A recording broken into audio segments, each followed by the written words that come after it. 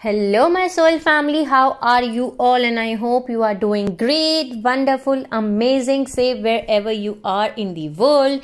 I welcome you all in my channel. Thank you so much for liking, sharing and subscribing to the channel, for giving me lots of love, and I am very glad that I help you out in some manner.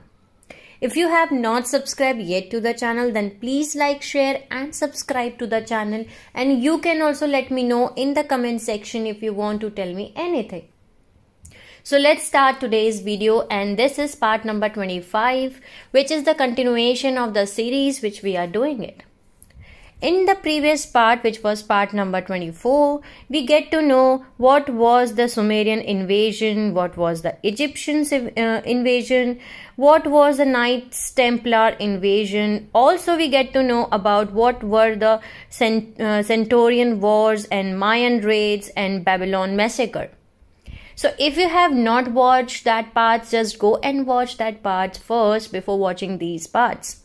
And we are discussing the Atlantean conspiracy, okay, step by step. Until now we have discussed till 3470 BC, which was Babylon massacre, okay. So in this part we are going to discuss from 2668 BC, which was Djoser invasion, which was happened in Egypt, okay.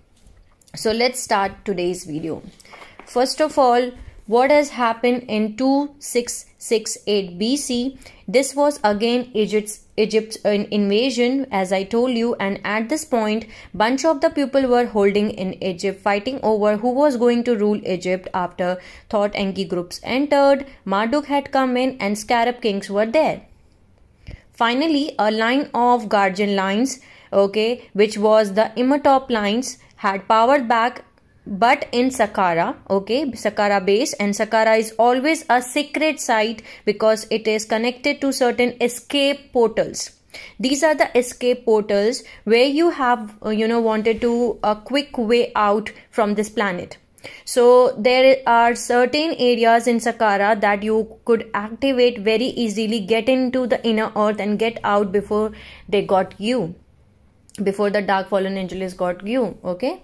So Saqqara was quite protected by the guardian races which were seated there, the Imhotep lines, okay.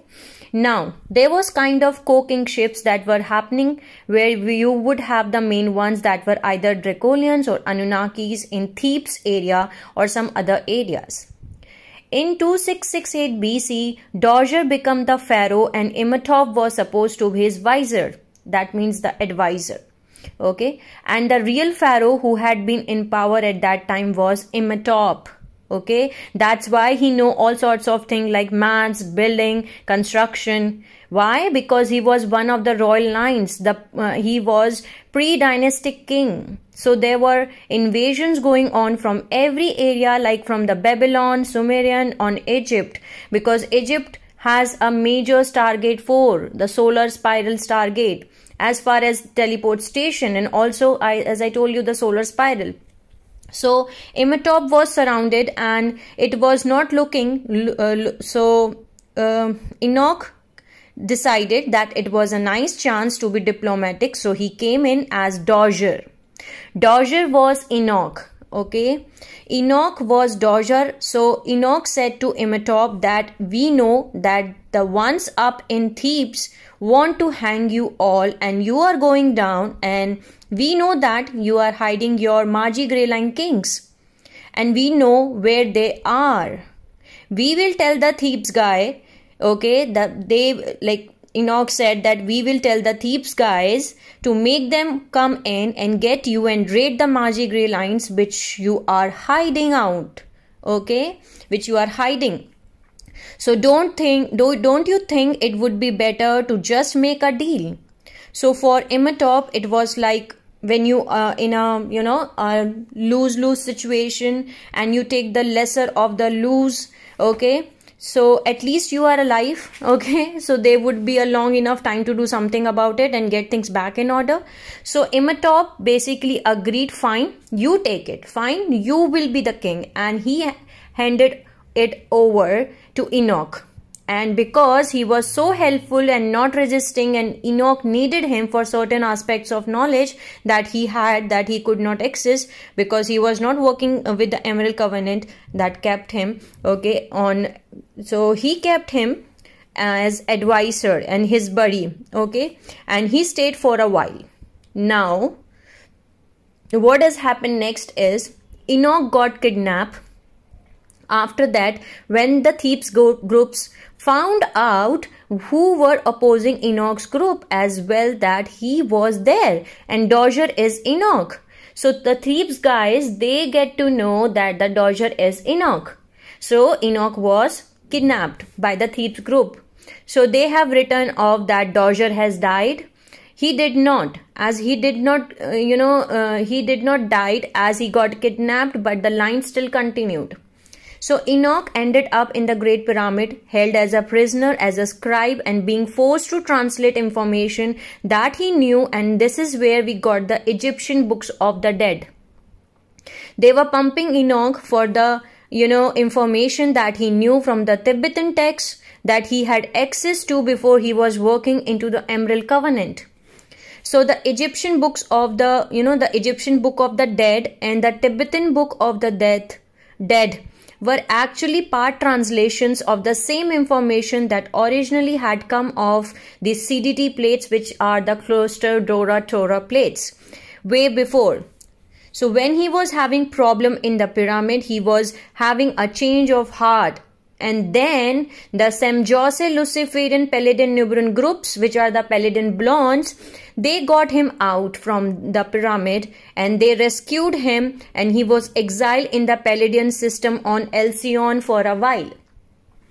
During that time, the Ceres guys, which are the guardian guys, and the Pallades, who were the guardians, got to, got to Enoch, and they said to Enoch that you really want to do this? Like, look what you are doing, and you're making a mess, and your people are suffering, and because of you. And Enoch actually cared about this people. Enoch actually cared about his people. So this was the main difference between Thoth and Enoch. Thoth saw his person and his people as expendable, something to use to accomplish an objective, okay, while Enoch cared as he had a heart feeling for his people. So Enoch entered the Emerald Covenant in 2250 BC, and this is when he brought through the Emerald Covenant translations of the CDT plates into the book of the Enoch. Okay, now we get to know the books of Enoch. He translated that, and during this time frame, he translated the Emerald Covenant translations of the Cluster Dora Torah plates, which is the CDT plates, into the books of Enoch. But Enoch went back over again later during the Christ period. Now, in 1670 to 1550 BC, Enoch line now leading without him, these people that he had been leading, which were the Midianites, the Hyksos king lines, the kings without a leader, because Enoch went the Emerald Covenant. Galactic Federation stepped in as the leader of the Hyksos people, and this is where the group we know as the Archangel Michael Matrix came in. They were actually part of the Centaurian group from the Alpha Centauri. They got involved, and the Galactic Federation people got involved, which are primarily Anunnaki groups, and a lot of them are Jehovah's Anunnaki groups. So they decided that they would lead this new super race to the victory of the Luciferian covenant. So the Galactic Federation interbreed with the lines of the Midianites, and they birthed one of the Avatar-esque pupil, okay, or I can say dark Avatar pupil, in that came to be known as Abraham. He started out as Abram, which is Abram, and he was a Palladian soul essence, as he was from the Pallades Alcyon system. He was Djoser Luciferians, and he incarnated out of his matrices, and he incarnated into human form. Abram became Abraham when he accepted Templar Melchizedek ordination. Now, Templar Melchizedek is different than a Melchizedek or Melchizedek Cloister race. Templar Melchisedec's are the distortions on the true teachings that they are pumped all the way through, okay, from 11th dimension, the Anu Elohims, the fallen Anu Elohim. They teach the patriarchal creed, dominant creed, vengeful, angry God when necessary, loving when it's convenient.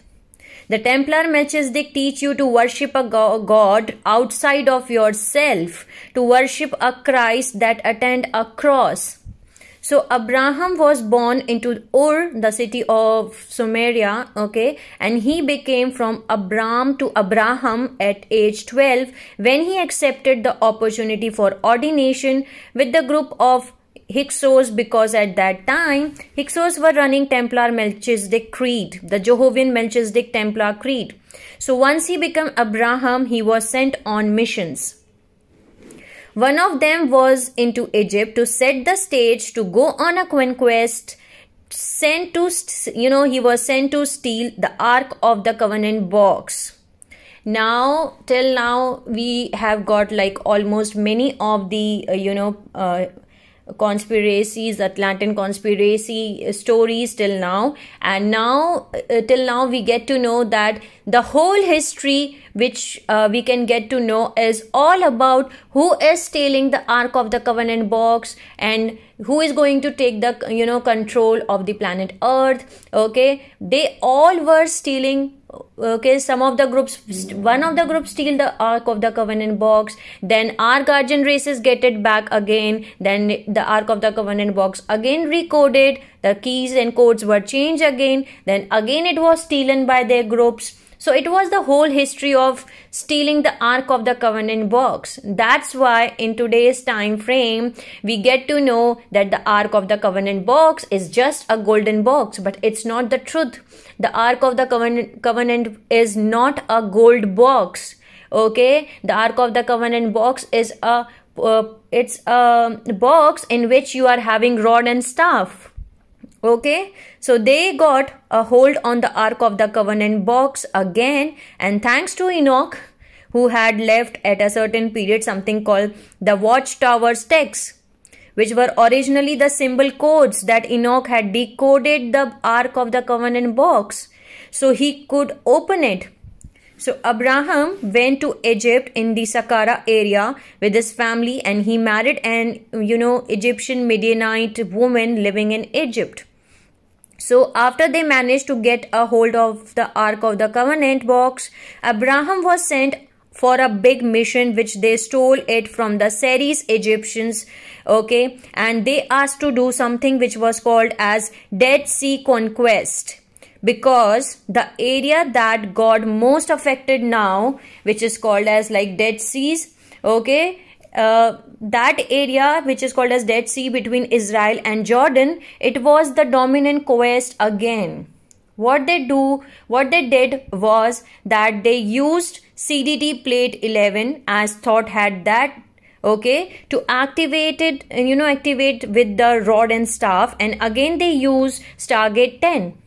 They were going after Babylon first because the Marduk groups, the main Dracolians, Anunnakis, okay, they were still in control in Babylonia area and those regions, okay, and they built spaceports or portal access points where they learned how to run some of the diagonal running portals, the smaller ones that could get you not only to the inner earth but up into some of the other systems, sidestepping Giza, as they did not have full control over, because Nibiru had the solar spiral Stargate, which is the Stargate 4. So they launched the Midianites under Galactic Federation, and through Abraham sent Abraham out back to Ur where the Stargate 10 was, and they used Stargate 10 to run grids through the frequencies because they could activate it temporarily using the 11 CDT plate and shield. And then they sent frequency pulses out through its relay lines to the prime areas that they wanted to get rid of, which were the areas over the Dead Sea and the Babylon. Because it was not as successful as they wanted to, so they staged the air raids after that, where they literally took the rod and staff, okay, and you cannot take the rod and staff out of Earth's atmosphere. Okay, because if you take it out, it decodes it and it won't work down here anymore. So rod and staff has to keep out in planetary fields only.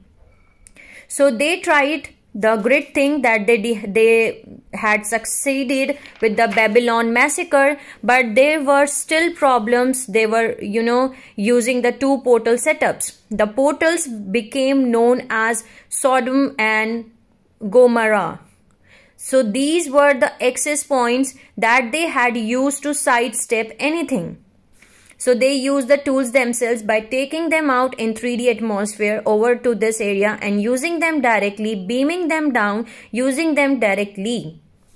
If you use them together, they create a photosonic wave, which is a photon wave, but it carries a sound vibration that has the ability to move into the dimension 1 level of molecule structure. That's the stuff that can vaporize, and they literally vaporize them.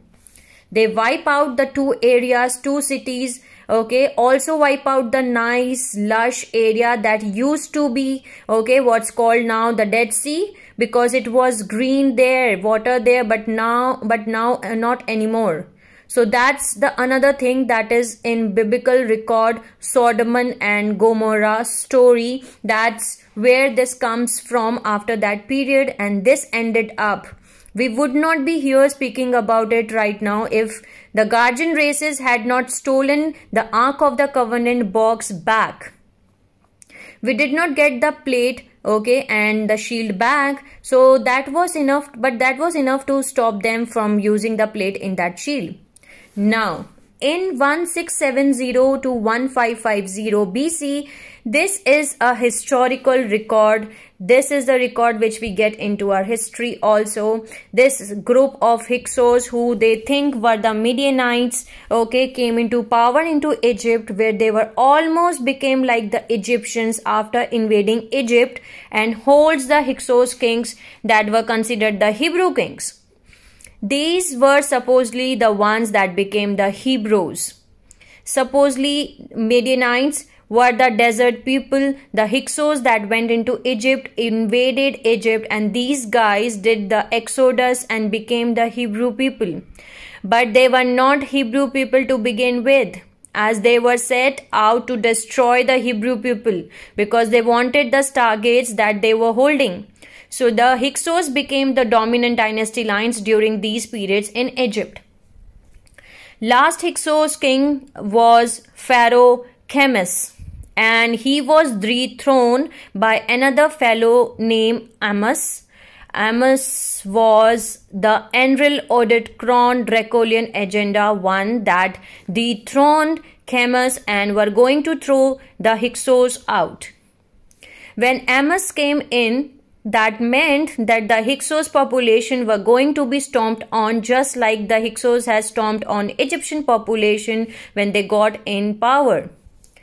Now, Chemis had a son right around that time that he was being invaded, and Chemis was very young when he became the father. When he was invaded, he was just 19 or 20 when his son was born.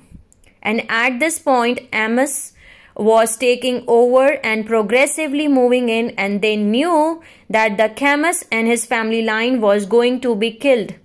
So the child was hidden for a period of time, and then Chemis was killed, okay, and Amos took over, and then there was a baby that floated down in the river Nile. Amos raised Chemis' son and did not even knew it, and his name was Musa, which became Moses.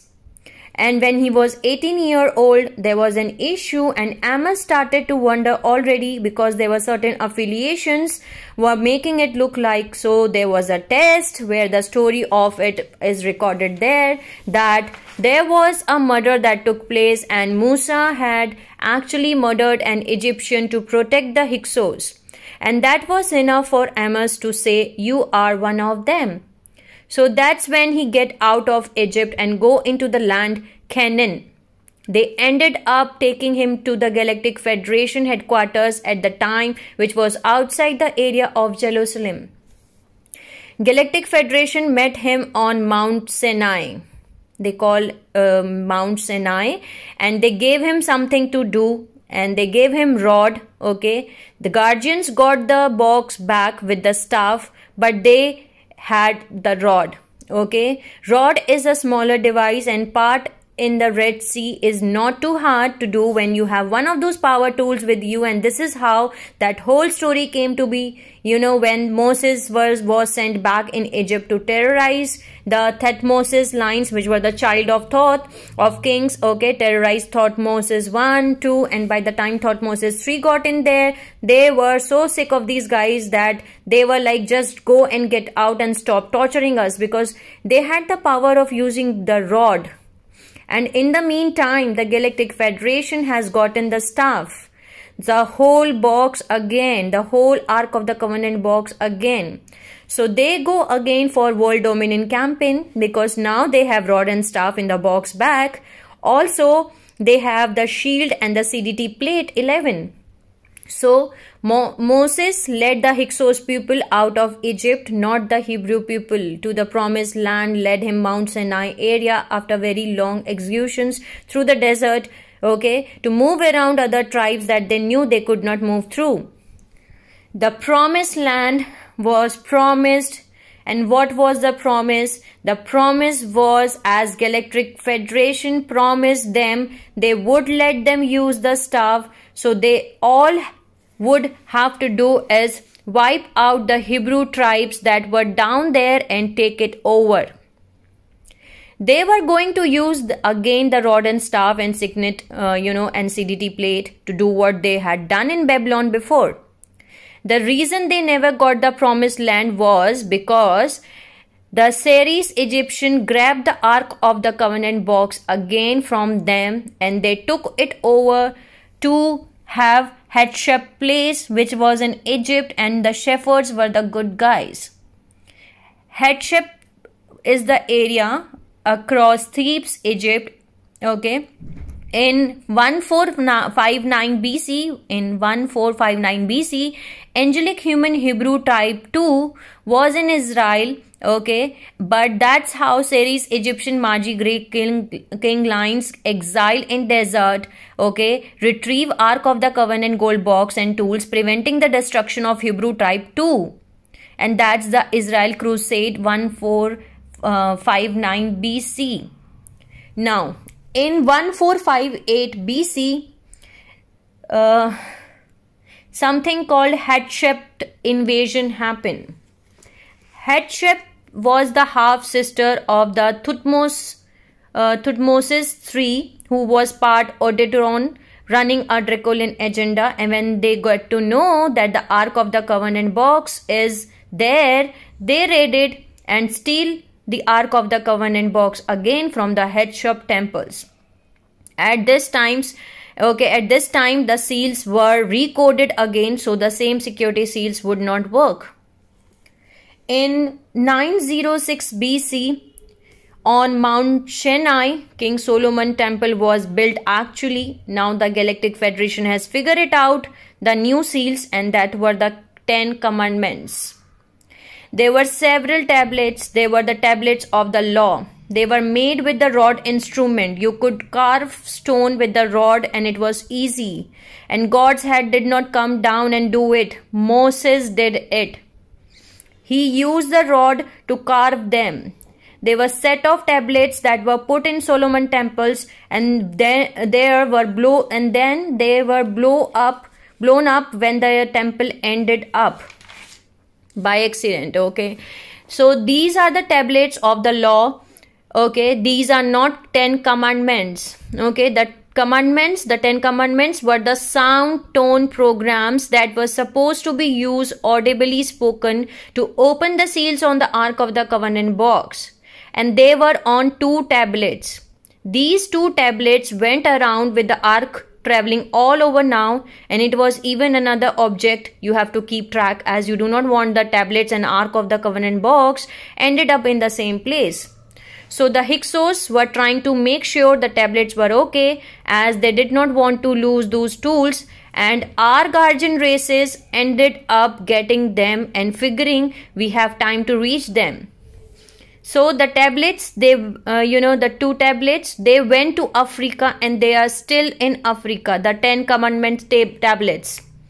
They were 10 out of 12. The last 2 commandments you would have to be able to pull yourself or have a guardian given you.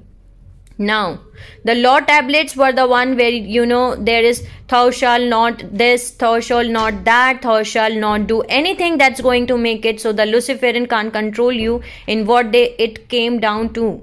And some of them were good as it was based on the old teachings from the CDT plate that said love one another, treat one another well, that shall not kill, okay, thou shalt not steal, these kinds of things. But they twisted them into something else and use it as a foundation to corrupt the Hebrew sacred teachings. The Hebrew teachings were sacred as they were translations of the CDT plates, but they interwoven them, okay, with the Jehovah Yothavote stuff that was not originally a part of him.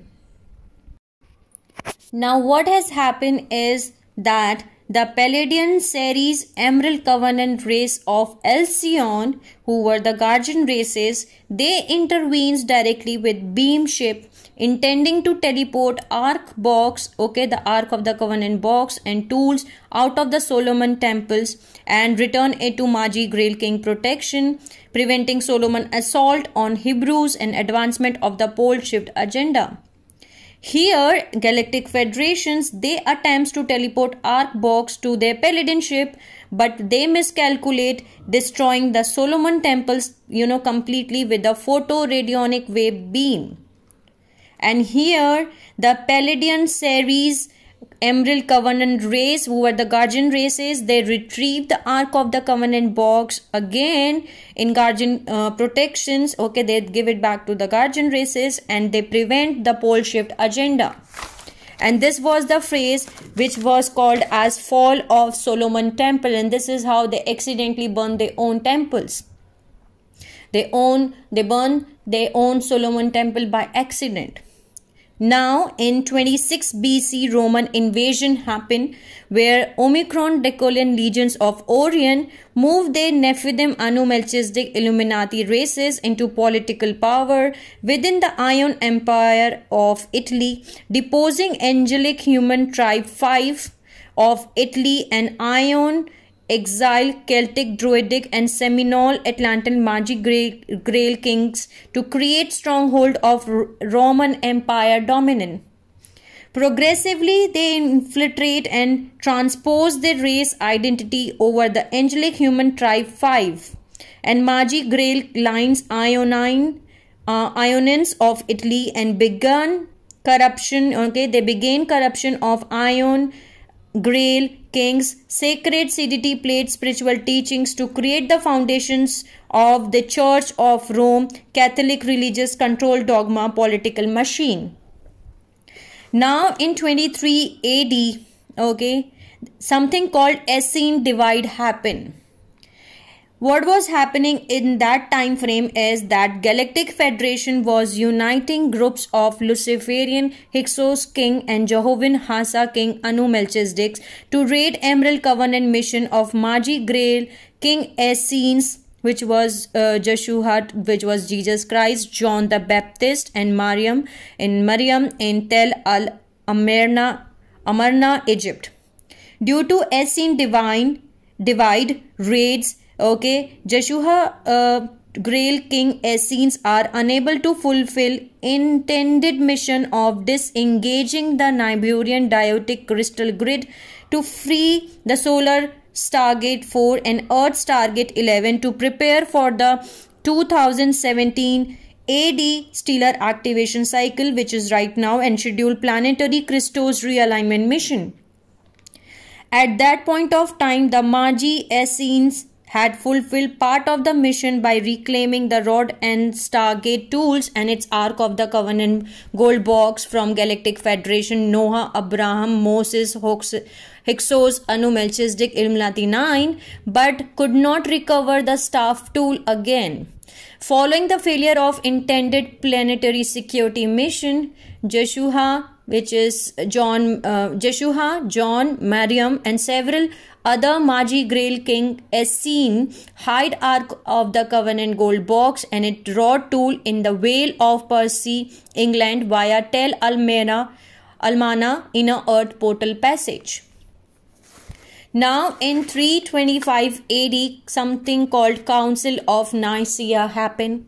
Here what was happening is Omicron Dracolian legions motivated the Nephilim Anu Melchizedek Illuminati races governing the Roman Empire to temporarily join with Galactic Federation and Paladin Nubian Anunnaki. In this unholy alliance, the Nephilim, the Luciferian Knights Templar, Hyksos King and Jehovah's Anunnaki Hasa King Anu Melchizedek assembled to come up with a cover story to hide from public record the realities of Joshua's Emerald Covenant mission. Groups of Hasa King rabbis, Hyksos King and Knights Templar priests and Roman Nephilim Knights of Malta launched a crusade to confiscate all the records of the Emerald Covenant as seen CDT plate translation. What they did was they combined various elements of the true history and spiritual teachings with numerous falsifications and massive omission, deletion of Templar dogma creed that became the canonized Bible. Okay, the intention was to forcefully hide all knowledge of the Emerald Covenant Christos realignment mission while they searched for Ark of the Covenant gold box. They intended to claim the Ark of the Covenant box and prevent the common people from having the Magi Grail King knowledge of the round tables to ensure victory of the anti-Christic one world order dominant agenda during 2000 to 2017 stellar activation cycle. Now in 608 Arthur Grey Quest. Okay. In 608 Arthur Grail Quest has happened. What was that?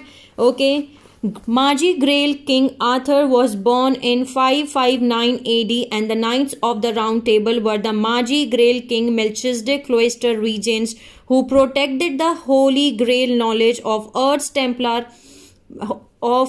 planetary Templar complex.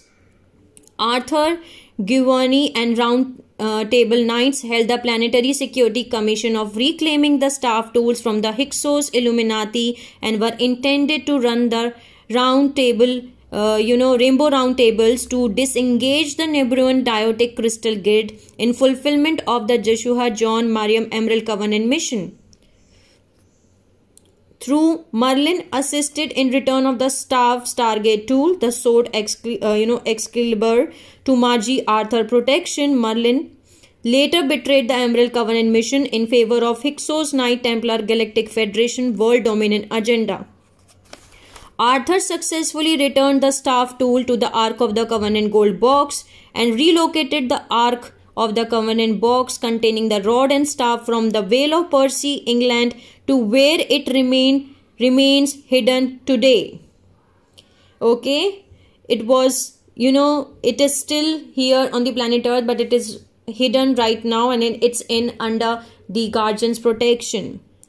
Arthur and its knights were unsuccessful in disengaging the Nebruan Diotic Crystal Grid, but at least they managed to hide the Ark of the Covenant gold box and the rod staff tools from the Galactic Federation, their Hyksos Knight Templar and even eventually competing Nephilim Dracolian Knights Malta, preventing them from fulfilling their planetary genocide and takeover agenda. The quest for Holy Grail and search for the Ark of the Covenant gold box has continued ever since that period. Okay. So now what I'm going to do is that I'm going to explain you a little bit more in detail that what was King Arthur and Knights of the Round Table, okay, and what has happened at that time frame in detail. So what was happened is King Arthurus or Arthur was born from a druidic Magi Grey line, king line originally from Nohasa and later exiled to Lohas, Atlantis. Arthur and his selected Signet Council knights were commissioned to fulfill the 10th AD to 27 AD Emerald Covenant mission that Joshua, John the Baptist, and Mariam and Essene Magi Grey Line king lines were unable to complete due to Hyksos Hasak king raids in 23 AD Essene divide. Arthur's legendary sword Excalibur was a battle sword fashioned to hold the staff Stargate tool from the Ark of the Covenant box, which Arthur and Victorious, which was son of Meriden, retrieved from the Vale of Percy in England, where John and Mariam had buried it in 23 AD. Victorious, son of Meriden, came to be known as Merlin, Arthur's vizier, which is advisor and court mystic in Arthur legends. Victoria's father Meriden was a Knights Templar Anu Melchizedek black art occult. His mother was a Celtic Magi Grail king line originally from Lohas, Atlantis. And Victoria's life and service to King Arthur were overshadowed by the struggle of good versus evil that existed within his genetic programming. Arthur's wife, whose name was Guinevere, I think I pronounced it right, but the spelling is Guinevere, Guinevere, okay, was one of the Celtic Magi Grail king line originally from Lohas, Atlantis. Guinevere's sister Selene, not Gloverin, was the lover of Arthur's impostor knight Sir Lancelot, a Luciferian Knights Templar sent in to sabotage the Emerald Covenant mission. Knights Templar Anu Melchizedek races intentionally distorted true Arthurian period history. Teachings of the Rainbow Round Tables and Stargate Signet Councils were hidden in occult secret societies of the Knight Templar. The historical realities of the Magi Grey Line King lineage and the Arthur Emerald Covenant mission were intentional rewritten Nibrun Anunnaki style, romanticizing Victorious, Merlin, and other characters as assisted the Knight Templar in undermining Arthur's Emerald Covenant mission. Throughout the Arthur drama, which was 559 to 608 AD, the Luciferian Knights Templar Anu Melchizedek Illuminati human races, under the direction of the Galactic Federation, and the Paladin Nibiruan Anunnaki races, which was called as Semjase Luciferians, quested to steal the Ark of the Covenant gold box and the Excalibur sword staff Stargate tool from Arthur guardianship. Arthur and the Signet Council Knights quested to retrieve the Rod Stargate tool and the Stargate 11 control device called Signet Shield 11, which had been stolen from the Essenes by the Hyksos king and the Templar Knights in the 23 AD Essene divide. The ancient quest for the Holy Grail, or quest for control over Stargates of Earth's planetary Templar and the Atlantean conspiracy agenda continued. Despite Victorious Merlin's frequent betrayals of his Emerald Covenant agreements, Arthur's Guinevere and the Knights of the Rainbow Round Table completed one phase of their Emerald Covenant mission. They were successful in retrieving the Rod Stargate tool and Signet Shield 11 from the Luciferian Knights Templar Anu Melchizedek Illuminati humans. Arthur relocated the Ark of the Covenant gold box with Rod, Staff, and Signet Shield 11 to their intended destination at the control center for the Stargate 11 in the lands once called Lohas, Atlantis. The authentic Ark of the Covenant gold box with its Stargate tools content still remains under Magi Grey Line protection, where Arthur buried it in 608 AD. Arthur and his knights were unable to fulfill the entire Emerald Covenant mission of disengaging the 25500 BC Niberian Diotic Crystal Grid Network at Stonehenge, England, to free the solar Stargate 4 from remote Niberian Anunnaki control in preparation for anticipated stellar activation cycle and intended fulfillment of the planetary Christos realignment mission. Since King Arthur buried the Ark of the Covenant gold box in 608 AD, the Luciferian Knights Templar, Jehovah and Dracolian Anu-Melchizedek Illuminati human lines have quested to claim the Ark of the Covenant gold box from its resting place in Lohas, Atlantis. To conceal the knowledge of the unidentified Lohas Atlantis location of the Ark of the Covenant box until it could be located and confiscated, the Luciferian Knight Templar, under the direction of Galactic Federation, they began a crusade to destroy or distort any remaining records of Atlantis.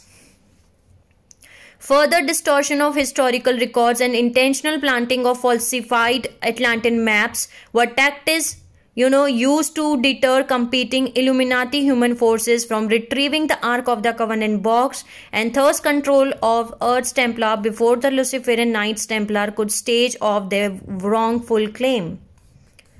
Now, after the 608 AD, Arthur Great Quest, competing Illuminati human Anu-Melchizedek races progressively rose to positions of political power within the global arena, launching continued campaigns of disinformation, historical distortion, genocide crusades against each other and against angelic human and Magi Grail King Line's 12 tribes.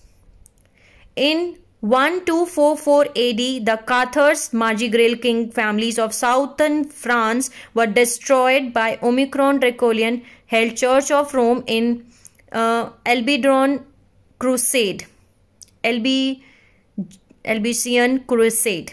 Many murders crusades followed, including the decimation of the Brua Atlantis and Mua Lemuria Magi Grail King eminent lines of North America in the European quest for the New World.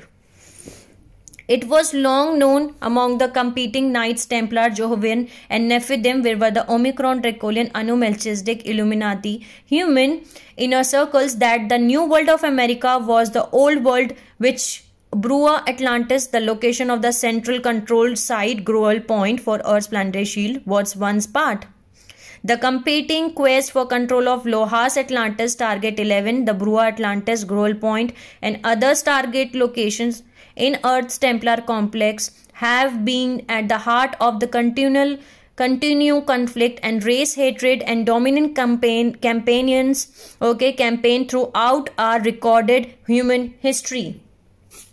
And the three competing factions of Anu-Melchizedek races representing the Luciferian, Jehovian and Dracolian dominant agenda emerged from our ancient pre-Atlantean past through Lemuria, Atlantis and our early recorded history into a powerful global infrastructure of the contemporary interior world government Illuminati One World Order agenda.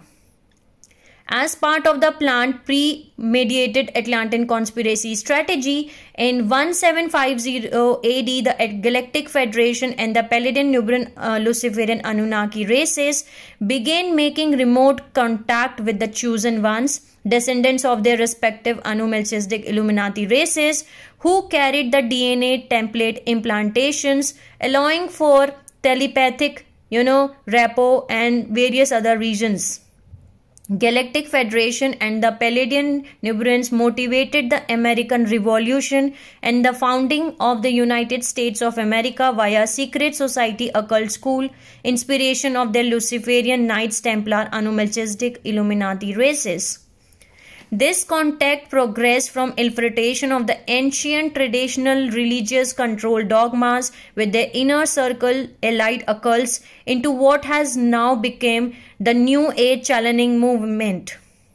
The New Age movement is primarily dominated by Jehovian, Cyrus A, Luciferian, Paladin, Nubian, Marduk, Necromantan, Luciferian Alpha Centauri and Cyrus B, Luciferian Centaur, Omega Centauri, and some Necromentan Andromeda channel contacts. Following covert surveillance that began in 1916, the Zeta, that little grey races, began physical interaction with Earth on behalf of the Zephyllum, reptile insect, Dracolian agenda races of Orion.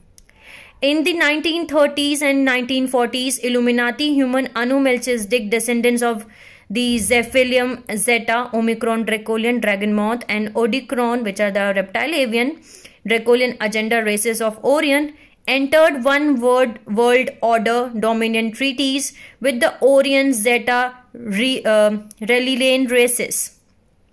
The Zeta treaties initiated the formation of Majestic 12, which began the contact phenomena of what has become the contemporary UFO movement. In 1983, the Orion, Omicron, and Odicron Dracolian agenda legions assumed the leadership role in the Zeta Treaty agreements. Now, in 1930, the Necromentan, which are the beetle, reptile, insect, hominid races of Andromeda, they became involved with certain fractions of the Dracolian Illuminati human interior governments, initiating the Men in Black phenomena, some assisting the Luciferian, Paladin, Nubian races of the Luciferian Covenant, and others supporting the Dracolian agenda races. Now, what has happened in 1992 is there was something which we called as Paladin Syrian agreement, which we have already discussed previously also. Okay, and in this part also I'm going to add it. In November 1992, the Emerald Covenant, Maharaji Blue Human, and the Azurite races of Sirius B, the Ceres Paladin, which are the avian hominid races of Alcyon, and the Lyran Syrian Anuhazi, which are the feline hominid founder races, they negotiated the Paladin Syrian agreements. In these agreements, the Luciferian, Paladin, Nubian Anunnaki races, which are the Djoser Luciferians, Galactic Federations, and a few Jehovah's Anunnaki races, they agreed to enter the Emerald Covenant Peace Treaty for co-evolution with the angelic humans of Earth in a united stand, against the Dracolian Legion's anti-Christic dominant agenda. The Anunnaki races vowed to assist in the stellar activation cycle, Emerald Covenant Planetary Christos Realignment Mission. They promised to disengage Nibiru Diotic Crystal Grid control of Earth's Templar and to return the Solar Stargate 4 control over to the founders' Emerald Covenant races by year 2000. To prevent the scheduled pole shift that Galactic Federation had intended to orchestrate as per Atlantean conspiracy Luciferian Covenant. But what has happened in January 2000, when the stellar activation cycle commenced, most of the Anunnaki legions defected from the 1992 Paladin Syrian agreements, reverting to their Luciferian Covenant dominant agenda. On 5th July 2000, further negotiations with the Anunnaki legions culminated in their return to Emerald Covenant via an agreement called the Treaty of Altar. They were required to release the Nibiruan Diotic Crystal Grid and the Solar Stargate by August 2000. Now, on September 12, 2000, the Necromentan Andromeda Men in Black offered co-conspiracy deals to Luciferian and Jehovah's Anunnaki and Dracolian races. Galactic Federation and most members of Anunnaki legions defected from the Treaty of Altar to join the United Resistance, which is UIR. The UIR, United Resistance, okay, which is United Intruder Resistance, okay, is a conspiratorial plot through which resistance legions intended to covertly evacuate small numbers of their respected chosen ones and clear Earth's real estate via pole shift between 2003 to 2008 to achieve fulfillment of the Luciferian Covenant Atlantean conspiracy agenda between 2008 and 2012. So what was happening, what has happened in that time frame in detail is that there was a stellar activation cycle, okay, and by 2000, they get to know that this is the time frame when the grids are going to get activated and the stellar activation cycle is going to activated, okay. So they broke the final agreement of the Syrian Paladin agreements in 1992, okay, and they joined the Dracolians with the Dracolian races in the United Introductor Resistance, which is UIR, that issue a edict of war, okay, to the Guardian races. And what they said was, it was war unless you pull out, okay, and now take 50,000 of your indigo children out and we will let you do that, and then leave the rest of the indigo human star seeds, leave them alone. So the Guardians said no, and they said fine, then we are at war. What that means is that they are going to play games behind the scenes, and what that means is that the Nibiru Anunnaki, actually the Nibiru dips into the density cycles, and then in density like it is the planet which rotates on two orbital planes, okay. So it's a planet that actually shifts in frequency from density universe 1 and 2, and when they come in density universe 1, that's when they terrorize us. They also have what's called the battle star, and we never know when it's coming or going, because the battle star put in the opposite orbit. So when the planet goes out, the Nibiru planet goes out as 3600 year orbit, the battle star comes in, because they are monitoring us from thousands and the thousands of years, and they got control of Stargate 4, which is the solar Stargate that connects to Giza, Egypt. Here connects to Pyramid, which is used to be a teleport station before, that was kind of knocked out of alignment. So as long as Nibiru is controlling the alignment of Earth's planetary magnetic fields, they will not be able to align the right way with the solar magnetic fields to be able to handle that universal life force currents. So right now, instead of vertical line coming down until you hit the dimension 4, then it shifts over Nibiru instead of being a straight line, and then it reverses, because Nibiru spins in a reverse orbit, and because they reverse the 5 letter sequence in their planetary grids, and that's why they are trying to do here on Earth also, okay. So in September 12, which is 9/11, we all get to know the Twin Tower has been crashed, and it was not actually crashed by something by which we which we know in our news, that the Twin Tower has been crashed by some Osama bin Laden or something like that. No, it was not crashed by them. On September 12, when the Guardian races said no, okay, the Dracolians asked the Guardian races to pull out the 50,000 indigos, okay, out of the earth, and leave the rest of the angelic human starseeds, twin flames, indigo races here on the planet Earth. And when the Guardian races said no, on September 12, 2000, the UIR legions issued an edict of war against the Emerald Covenant Guardian races, as they did not withdraw support for the angelic human 12 tribes of Earth. The Guardian nations refused to abandon human and Earth to fallen angelic dominion and exploitations. And we are now facing the final conflict drama of the ancient Atlantean conspiracy. Now here the Atlantean conspiracy list has been finished, okay, and as the Atlantean conspiracy advanced from the 9558 BC Atlantean flood, Emerald Covenant races knew that the stellar activation cycle would be the time for fulfillment of the planetary Christos realignment, and that if negotiations with fallen angelic legions were not successful, the final conflict drama would ensure. In preparation for these anticipated events, the Magi Grail lineage indigo children type 1 and type 2 have been incarnating on earth from past 100 years. The Magi races are here to assist the angelic human 12 tribes of contemporary earth in completing the Emerald Covenant mission that King Arthur and Essene Joshua before him were unable to fully complete. And that's why the indigos are taking birth.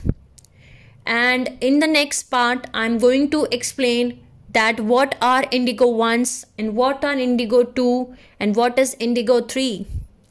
As indigo 3s, basically indigo 3s, they are and I can say all indigos, but indigos are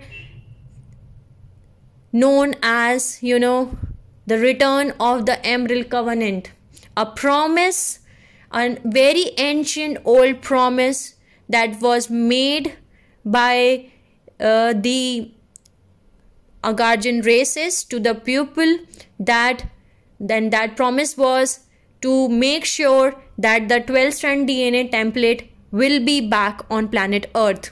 Okay, it will be given back. And the indigos 3, basically, many of the indigos 3 are here on the planet Earth, and they have been diagnosed with ADD, ADHD, autism. They are here for a special reason, because they were called to.